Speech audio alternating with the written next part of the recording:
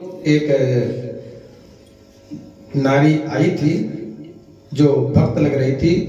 उसने ये कहा, मैं जानती थी पति एक ही है, लेकिन यहाँ पति तो अनेक है। तो पता लगाया कौन आया था, मीरा जी आई थी। तो मीरा जी के पास उन्होंने भेजा और मीरा जी से मिले। तो कहने का तात्पर्य कि मीरा जी यदि भगवान का भजन किया है तो उन्होंने भगवान को पति माना, और देखा जाए तो भगवान ही पति, प्राणी मात्र के पति भगवान ही है, कोई दूसरा नहीं है। पात रक्षतीत इति पति, जो रक्षा करे, पालन करे, सुरक्षा करे, बोले वही पति है। तुम्हारा पालन पोषण करने वाला कौन है? भगवान है। तो भगवान पति हो गए, हम सब नारी हो गए। कोई संसार में पुरुष नहीं है, सब नारी हैं। तो पात रक्षतीत इति पति, जो रक्षण करता है, जो सुरक्षा करता है, वो पति है। तो मीरा जी भगवान के लिए कहते हैं, मैं तो लीनो गिरधर मोल। मोल का मतलब होता है पूर्ण अधिकार। पूर्ण अधिकार कौन करता है? पूर्ण अधिकार वही करता है जिसके मतलब हृदय में आत्मविश्वास होता है। जैसे कोई पत्नी है, पति कोई काम नहीं करना चाहता, पत्नी करा लेती है। पत्नी कोई काम नहीं करना चाहता, पति काम करा लेता है। अब दोनों में विवाद है, दोनों में विवाद है, तो तुम अलग रास्ते जा रहे हो, अलग रास्ते जा रहे हैं, ना तो हमसे काम करा पाओगे, ना हम तुम्हारा काम करा पाएंगे।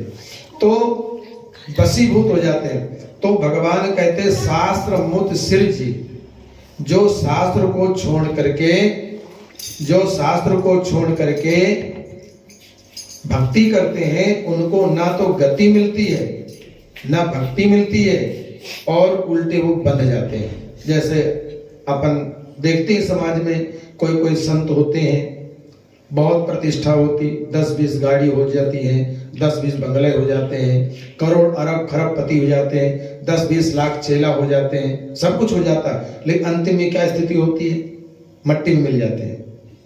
कुछ संत ऐसे होते हैं जो कपड़े भी नहीं पहनते, फटे पुराने पहन लिए, श्रृंगार भी नहीं करते हैं, बाल खुले रहते हैं, कोई मतलब नहीं है। भैया कोई मानो तो ठीक, नहीं मानो तो ठीक। वो शुरू से लेकर के लास्ट तक उनकी गति वही रहती है। क्यों? वो समझ गए हैं, वो समझ गए कि हमको ये छोड़ना पड़ेगा। तो जो छोड़ना ही पड़ेगा तो पहले ही छोड़ दे। तो यह शास्त्र विद मुत्सृज्या वर्तते काम कारता, जो शास्त्र की विधान को छोड़ करके, जैसे आप लोग देखते हैं कि कोई बहुत अच्छे दान करते हैं लेकिन वो पतित हो जाते हैं। क्यों? क्योंकि दान तो करते हैं, लेकिन दान का एक दान होता है और एक सेवा होती है। सेवा आप किसी की कर सकते हैं। आप वृंदावन आए, आप स्नान करने गए या दर्शन करने गए, कोई व्यक्ति आपको मिल गया, कपड़े नहीं है, सर्दी से युक्त हो रहा है, आपने अपनी चादर उसको उठा दिया। ये क्या है? सेवा है। ये दान नहीं है, ये सेवा है। और उसको चादर आपने दिया तो श्रद्धा से दो, श्रद्धा से दो। उसको ये कह करके मत दो, अरे दे दो, पहन लेगा, सर्दी है। यदि इस दृष्टि से आपने दिया तो चादर तो आपने दे दिया, लेकिन वो समझ भी जाएगा कि चादर हमको मिल गई, लेकिन अंतरात्मा में बैठा कौन है? परमात्मा। वो फिर आपको छोड़ेगा नहीं। तो यदि वहां भी आप चादर देते हैं, एक बार शायद 10 साल हो गया, तो मैं सिवाड़ गया था, भागवत कथा हो रही थी, तो मैं गया था। तो रात्रि के 12 बजे पहुंच गए सिवाड़। तो फिर जाने का साधन तो कोई है नहीं, तो रात्रि में मैं रुका स्टेशन पर। तो एक वृद्ध माता जी ठंड में दुखी हो रही थी, तो मैंने अपनी चादर उनको उड़ा दिया। लेकिन मैंने उनसे पता नहीं पूछा, तुम कहाँ रहती हो, कहाँ जाओगी, क्या होगा। पता पूछने मतलब संबंध जोड़ना। तो ये सेवा होती है। आप कहीं भी सेवा करो। सेवा आप किसी भी जाति में, किसी योनि में, किसी वर्ण में, किसी समाज में कर सकते हैं, किसी भी जगह सेवा कर सकते। लेकिन जो दान है वो केवल ब्राह्मणों को होता है। दान जो होता है वो दान केवल ब्राह्मण को आप दे सकते हैं, सत्पात्र को। इसलिए दान, हम लोग ये नहीं समझ पाते दान क्या है और सेवा क्या है। हम सेवा को दान मान लेते हैं, दान को सेवा मान लेते हैं, तो इसलिए वो इसीलिए गड़बड़ हो जाता है। आप राजा नृग की कथा जानती हैं। राजा नृग ने कितना दान दिया था, लेकिन थोड़ा सा अपराध हुआ तो जो पढ़ा लिखा व्यक्ति होता है वो थोड़ा सा अपराध करता है, उसके लिए कानून ज्यादा बन जाता है। जो अनपढ़ गंवार होता है उसके लिए ज्यादा कानून नहीं बनता है, क्योंकि जानते लोग बाग ये पढ़ा लिखा नहीं है, तो उसको छूट मिल जाएगी। लेकिन यदि पढ़ा लिखा व्यक्ति अपराध करेगा तो उसको छूट नहीं देगा कोई। इसीलिए राजा नृग जो थे ज्ञानी थे, जानकार थे, दान की महिमा जानते थे, सब कुछ जानते थे, इसलिए उनको उनके जीवन में गिरगिट की योनि धारण करनी पड़ी, केवल यही कारण था। और गिरगिट बने तो क्या उनको नरक मिला? अंत में क्या हुआ? अंत में भगवान उनको मिले, कृष्ण मिले, तो उनका जीवन समझ गया। तो कहते हैं ना सा सिद्धि मवाप्नोति ना सुखम, उसको सुख नहीं मिलेगा, ना सुखम न पराम गति। एक भक्ति होती है, एक पराभक्ति होती है, एक पराकाष्ठा होती है। तो गतिम, तो इसलिए कोई भी कार्य करे अपने बड़े लोगों से पूछ करके, गुरुजनों से पूछ करके आप थोड़ा काम करें, लेकिन उसको शास्त्र के विधान से करना चाहिए, तो कार्य की सिद्धि हो जाती है। इसलिए जो आप देखते हैं बड़े बड़े जो अभी भी बच्चे महात्मा मिल जाते हैं, वो जिसको जो कह देते हैं उनको वस्तु प्राप्त हो जाती है, मिल जाता है। क्यों? सहज भाव से भजन करते हैं, वो चमत्कार नहीं करते। चमत्कार कौन करता है बोलो? जादूगर करता है, जादूगर करता है। जादूगर 1 रुपए का 100 रुपए बना देगा, 100 रुपए के 1000 रुपए बना देगा, 1000 के 1 करोड़ बना देगा। लेकिन यदि इतना ही पैसा बना ले तो फिर भ्रमण क्यों करे? ये जादूगर है। तो भगवान के जो भक्त होते हैं वो जादूगर नहीं, वो सहज उनकी भक्ति होती है, वो दिखावटी नहीं करते हैं।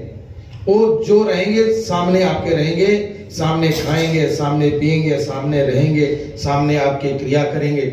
जो अंदर कमरे में रहते हैं, आप मिलने जाते हैं, वो मिलते नहीं है। तो मैं किसी निंदा नहीं करता हूं।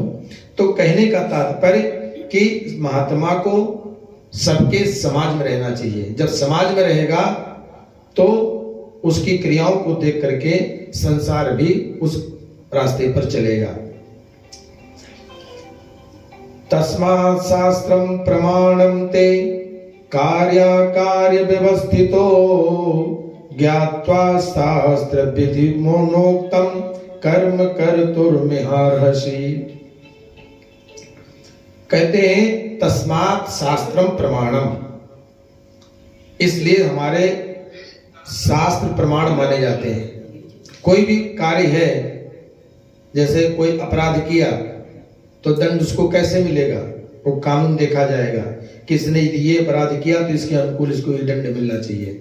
तो इसी प्रकार से तस्मात् शास्त्रम प्रमाणम, इसलिए शास्त्र प्रमाण हमको बताता है हमें क्या करना चाहिए, क्या नहीं करना चाहिए। और मन में आया आपने कंठी पहन लिया, मन में आया आपने देखा 4 लोगों को, जैसा व्यवहार उसी में आप रंग गए, तो वो क्या है? ये भक्ति श्रेष्ठ नहीं होती है। जैसे अभी मान लो आप लोग वृंदावन आए, सब आए, आप लोग तो खैर बहुत अच्छे हैं, जयपुर नगरी बहुत अच्छी है, वैष्णव की नगरी है, तो वो तो साधारण नगर है ही नहीं, द्वितीय काशी मानते हैं। लेकिन अन्य जगह हम लोग बहुत जाते हैं तो भाव में आ जाएंगे, ये करेंगे वो करेंगे, और फिर छोड़ देते हैं। तो इसलिए शास्त्र के विधान को मान करके कार्य करना चाहिए। अहंकारम बलम दर्पम कामम क्रोधम च संश्रिता ममात् परदेहेषु प्रद्विष्णो दूषिका। कहते हैं अहंकार, अहंकारम बलम दर्पम। डर किसको लगता है? डर उसको लगता है जिसने कोई निंदनीय कार्य किया है, और जो निंदनीय कार्य नहीं करता उसको डर नहीं लगता है। तो कहते हैं जिसके जीवन में अहंकार होता उसी को डर भी लगता है। और दर्प क्रोधम च संश्रितम, ये क्रोध होना,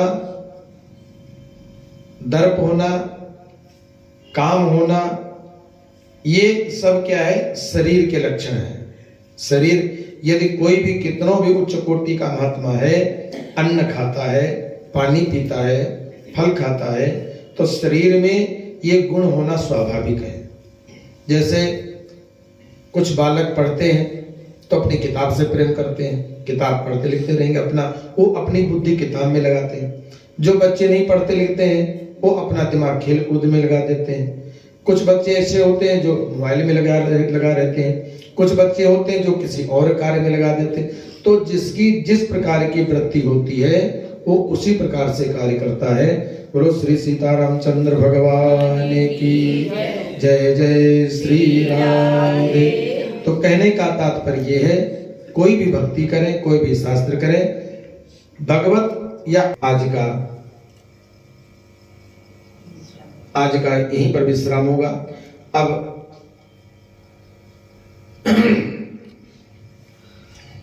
वृंदावन बिहारी लाल की। अब आप लोग और कहीं चलना चाहते हैं क्या?